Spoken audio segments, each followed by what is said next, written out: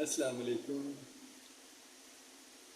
آج ایک اور واقعہ آپ کے لیے وکالت کے دنوں کی کچھ یادیں۔ میں نے ایک کیس کھلا کا دائر کیا۔ موکلہ میرے چیمبر میں سیشن کورٹ میرے پاس بیٹھی تھی، ساتھ ایک آدمی بھی تھا۔ اسی وقت ایک کریمنل کیس کا ایک کلائنٹ بھی میرے پاس بیٹھا ہوا تھا۔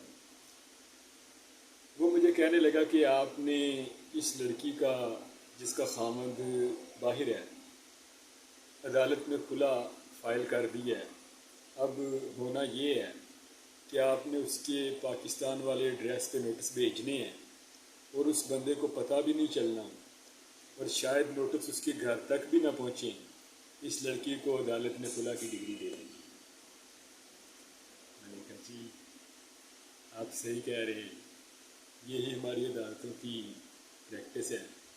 اس کو نوٹس نہیں جاتا تو عدالت جو ہے وہ ایک اور طریقہ اڈاپٹ کرتی ہے، اس کے خلاف اخبار میں اشتہار دے دیا جاتا ہے۔ اگر وہ پھر بھی نہ آئے تو پھر کوئی آپشن نہیں ہوتا، عدالت پھر یک طرفہ کارروائی کا حکم دے دیتی ہے اور اس طرح ڈگری مل جاتی ہے۔ کہنے لگا کہ آپ نے یہ بڑا غلط کیا ہے، اور ساتھ میں ایک اور بات مجھے کہتا کہ میں نے 250 بچوں کو جیل میں قرآن پاک پڑھایا، آپ نے یہ بہت غلط کیا۔ میں نے کہا میں نے آپ کو ایک بات بتانی ہے اس کیس کی، پھر آپ کہیں گے کہ آپ نے صحیح کیا۔ کہنے لگے چلے جی بتائیں۔ میں نے کہا کہ بات یوں ہے کہ یہ جو شخص اس کے ساتھ آیا ہے یہ اس کا دوست ہے۔ دوست سمجھتے ہیں نا آپ؟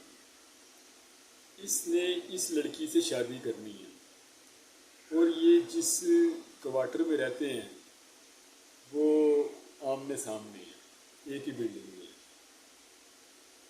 اور اس نے اب کرنا یہ ہے کہ اللہ جانے اس کے ساتھ کیا مراسم ہے اس کی، یہ اپنے جو معاملات ہیں ان کو لیگل کرنا چاہتا ہے، اور عورت جو ہے وہ اس کی بجائے کہ اپنے اصل خامن کو دھوکہ دے کر یہ سارا کچھ کرے۔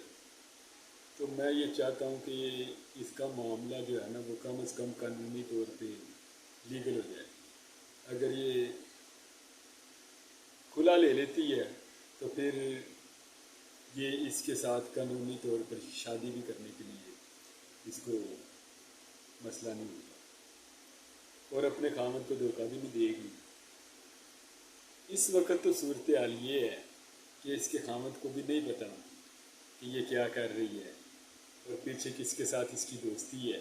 وہ بیچارہ کما رہا ہے، اب یہ اس کے بستر کی حفاظت نہیں کرتی، تو بہتر یہی ہے کہ یہ کھلا لے لے اس سے، اور دوسرے خامد سے دوسرے بندے سے جو ہے وہ شادی کر لے۔